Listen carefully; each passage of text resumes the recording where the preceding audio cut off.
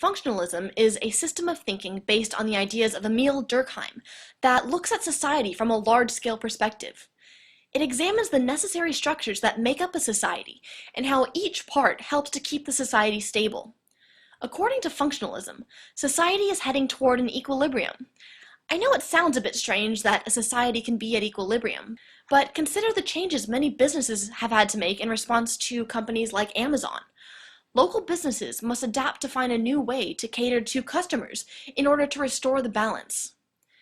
In the theory of functionalism, society is made from a bunch of connected structures.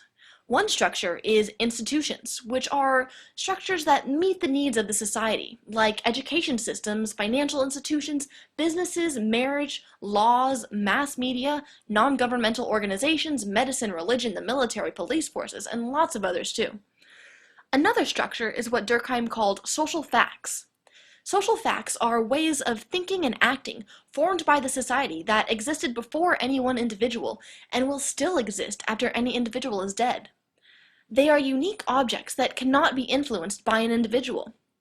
They have a coercive effect over the individual that is usually only noticed when we resist against them. So, for example, one social fact is the law. It is always there, but we don't notice it until we try and break it or act against it. Some other examples are moral regulations, religious faiths, and social currents like suicide or birth rate. You might wonder how suicide can be a social fact. Well, one person committing suicide has no effect on the presence of suicide in the society. Social facts are a facet of the society itself, and, according to Durkheim, are a necessary structure. But society is more than just the sum of its parts. It is dependent on the structures that create it, just like a cell is dependent on all the little parts that make it up. Every part of the cell has a specific vital function that depends on other parts of the cell. Without everything working together smoothly, the cell would die. The same is true of a society. Every structure has a function that meets a need of the society, and all the structures work together to maintain a social equilibrium. So, for example, you have schools, which educate students so they can find good jobs and support the community. And businesses provide specialized services, and laws maintain social order. These recognized and intended consequences of institutions are known as manifest functions. But sometimes the institutions have unintended consequences.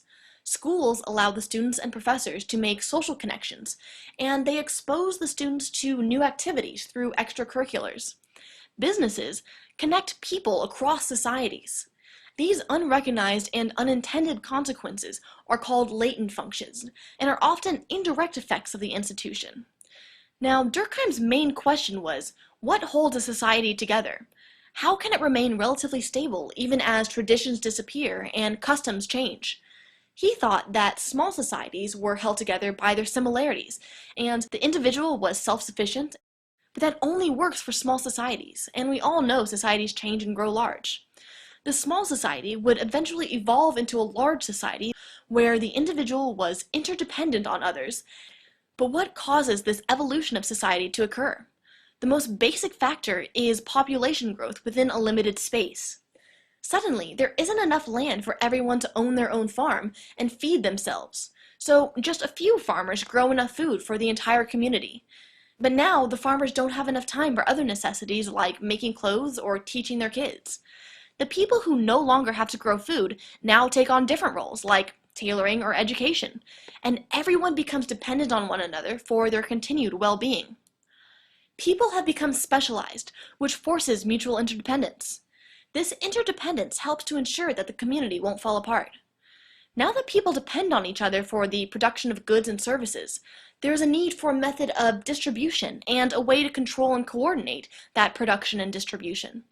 In functionalism, a change to either production, distribution, or coordination will force the others to adapt in order to maintain a stable state society. Social change is annoying and upsets the equilibrium and threatens the mutual interdependence of the people within that society. The institutions and structures of the society adapt only just enough to compensate for a change and maintain the stability of mutual interdependence. Phew, alright, that just about covers it.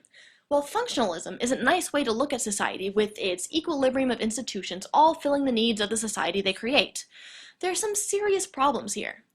Functionalism focuses completely on the institution, with little regard for the importance of the individual. The individual is acknowledged, but nothing they do really affects the structures of society. Functionalism is also largely unable to explain social change and conflict. We know it happens, but functionalism is so focused on maintaining the equilibrium of the society that little significant change is modeled and no conflict can occur. The structures of a society adapt only just enough to find the stability again. Right, so while there's more to understanding a society than just looking at the stable state of its parts, functionalism is helpful in understanding the workings of society by examining the functions of its integral structures.